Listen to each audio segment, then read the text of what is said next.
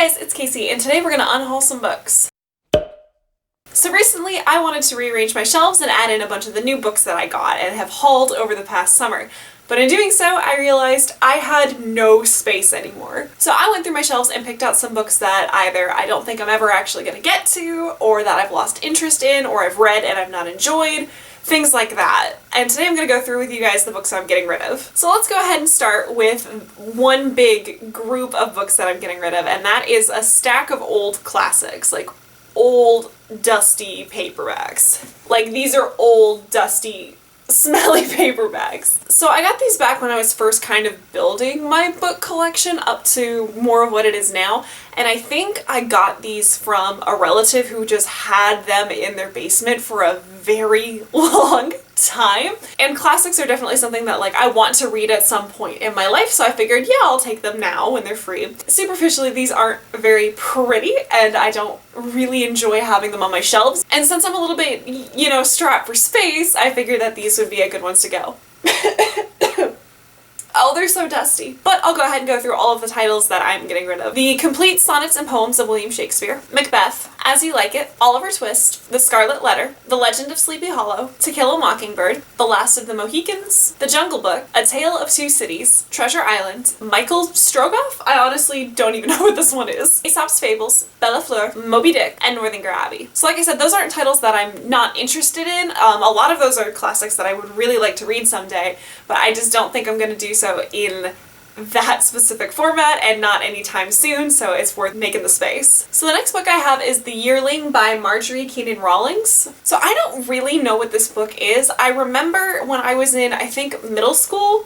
Yeah, when I was in middle school, when it was your birthday, you were allowed to go to like the library or the office or something, and they would let you pick a free book off the table, which at the time I loved. And I remember I picked this one purely because it was the biggest book on the table and I was that kid who thought that that was a really cool thing to do. Shocking no one. But I never actually read this book and I have no clue what it's about. This also I think is a classic, but it is not one that I have any real interest in reading, and the only reason I've hung on to it this long is because there's a little note that says like happy birthday to Casey in it, and I feel kind of weird getting rid of it, but I need the space. Next we have The Alchemist by Michael Scott. So I remember when I was a kid I really liked this series, or at least I really liked this first book. I think I got the rest of them from the library and finished it off, but I really don't have any recollection of what the story's about. And this is one that, yeah, again, I just read it when I was a kid. I actually really like the cover of this one.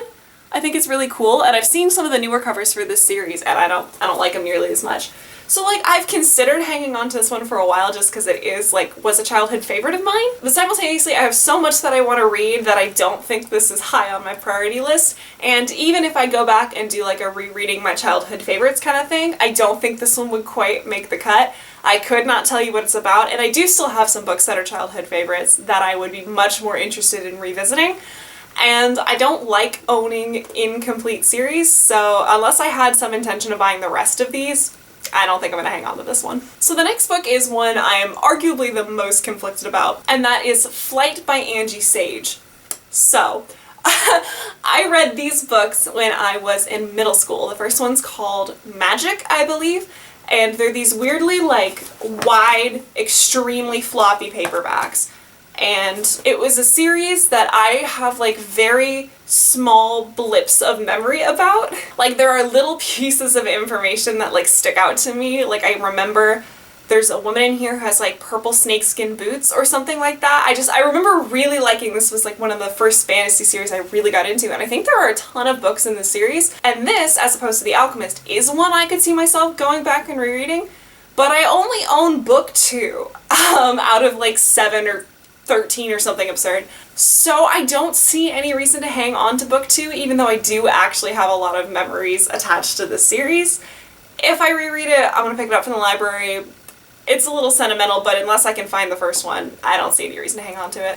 Okay, my camera died, so sorry if the angle's any different. So the next couple of books I have are all from the same author that I honestly know absolutely nothing about. I have no clue what these books are. And that is Spooky Little Girl, I Love Everybody and Other Atrocious Lies, and There's a Slight Chance I Might Be Going to Hell by Lauren Notaro. Genuinely, I have zero clue what these books are about. I've never heard of them before. I think I got them at a yard sale or a Goodwill, again, back around that time where I was trying to just build up my collection of books. I have zero clue what these are.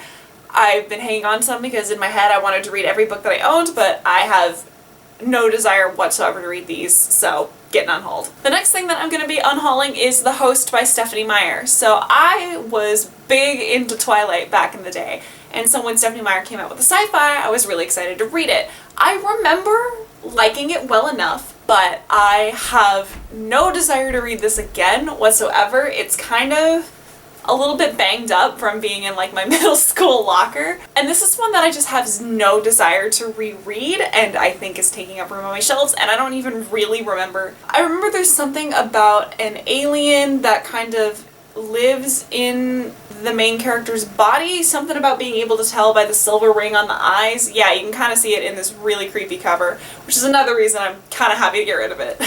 So the next book I have is The Prisoner of Hell Gate by Dana I. Wolfe. So I bought this back at the middle of high school and high school. I went into a Barnes & Noble and my goal was to just buy a random book that I'd never heard of.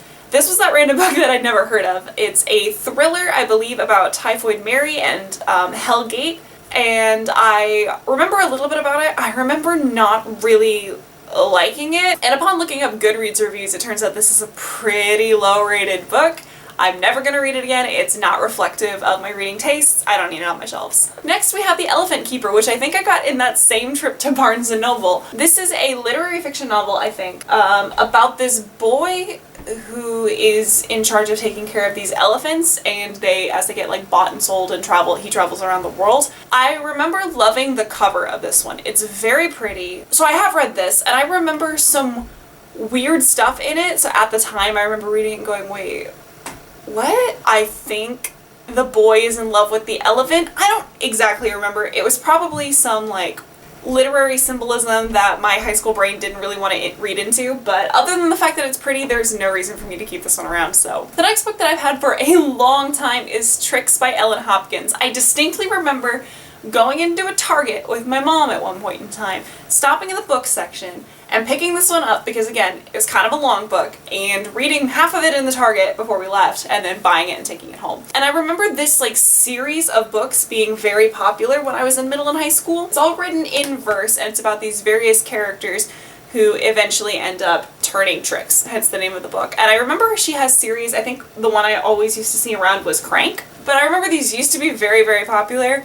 I'm, once again, never gonna reread them, not reflective of my current reading taste, barely remember anything about it, so here goes. So another book I'm unhauling is My Sister's Keeper by Jodi Picoult. I remember when I was in high school, I read and really enjoyed another one of Jodi Picoult's novels, and I am spacing on the name right now.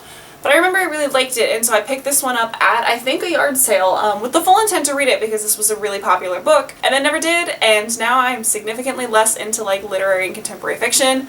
I have some that are higher on my priority list to read, and just like this one is honestly, like if I'm being very honest with myself, I'm never gonna read this, so it's gotta go. Okay, so now we're at one that I actually could be convinced to keep, and that is Girls with Sharp Sticks by Suzanne Young. I got this in my first and last book outlet order. As I'm sure a lot of you are aware, I just kind of added books until I got to the free shipping. I had heard this one mentioned like once somewhere. I think it is a YA dystopian novel. Yeah, it's a YA dystopian novel about some girls in an academy as they slowly just start to discover that the world is not what it seems, there's sinister things going on. Dystopia ensues. It's a nice, like, hardcover book. I know almost nothing about it. I've heard kind of mixed reviews, and I'm not super into dystopians anymore. So, like, this was one that I really needed some space, so it made the cut to get unhauled, but if any of you have read this and really liked it, let me know, but keep in mind I'm not as much into dystopians anymore, so that's part of why we're unhauling it. So the next book is Lord Valspain by Stephen R. Donaldson. So this book is the first book in my mother's like favorite series from back when she was in college, and I remember her trying to get me to read it back when I was in like middle school or high school. I think it was middle school though. Yeah, it has to be middle school because the cover is so beat up, and this is what childhood me did books. I'm not like that anymore, thank God. But this was a copy I think my mom got me to try to get me to read it. I remember really struggling to understand a lot of what was going on and not getting super into it and just kind of shoved it in the back of my locker and forgot about it, honestly. Sorry, Mom. I'm getting rid of this partially because it's beat up, but also because last Christmas my mom got me the whole trilogy. My mom got me basically exclusively books for Christmas last year and included this series and said that I had to read these because they were her favorite as a condition of the other gifts. I still haven't read them. I read like the first 80 pages of the first one and some stuff happened that I wasn't super comfortable with and I was like, okay, I'll get back to that. This was in February. I haven't gotten back to them. I still intend to read them eventually because I do want to be able to like talk to my mom about her favorite series, but like I don't need two of them. So the next two actually kind of make me sad to see them go, but that is What Happened to Goodbye and Lock and Key by Sarah Dessen. So I remember adoring Sarah Dessen books when I was in middle school and high school. I think I was signed up to her like email newsletter because I wanted to know when new books came out. I remember all of her books were sad. I remember this having to do with a girl who had a key as a necklace and a lot of sad things happened to her. This is a horrible synopsis. But I just remember that I desperately wanted a key necklace after reading this, and this was my favorite book for a long time. So I am kind of sad to see it go, but like, I can't even remember what it's about. I'm never gonna reread it. This is no longer really my style, if you're sensing a theme here throughout all of this Unhaul. I don't know, I'm gonna donate this and hopefully somebody else can get the same kind of love and excitement about it that I used to have, but I don't have it anymore. So 2 more books. The next book I have is The Girl with the Dragon Tattoo by Stieg Larsson. So I read this when I was honestly way too young to be reading this. I read this back in middle school, so I would have been like probably 13. Whoops. You guys probably know what this is better than I do. This is an extremely famous book, but I have not interacted with this story since I really read this one. I remember I absolutely loved it, but again, this is a book that fell victim to middle school me being pretty terrible to books, honestly. So I don't see any real reason to keep this one on my shelf. If I do want to reread it, I can get it from the library or I can buy them in not a worn highlighter stained mass market paperback. And the last book I have I got in the same book outlet haul as Girls with Sharp Sticks, and that is Go Ask Alice by Anonymous. So I don't know why I put this in my cart. I guess it was just because I had heard of it and that was enough to put this like less than $2 book in my cart to hit free shipping.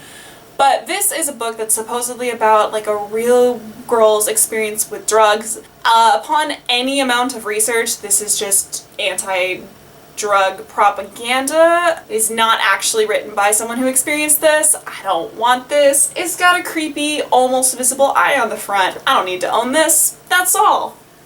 Anticlimactic finish. But yeah, those are the like 30-something books that I'm getting rid of. If there are any in this haul that I said I hadn't read yet that you really think I'd like or think is worth keeping around, let me know and I'll probably do so because I'm not going to be donating these for a little bit. But alright, that's all I've got for you guys today. If you want to keep up with what I'm reading, I have a link to my Goodreads in the description below. But other than that, I'll see you guys next time.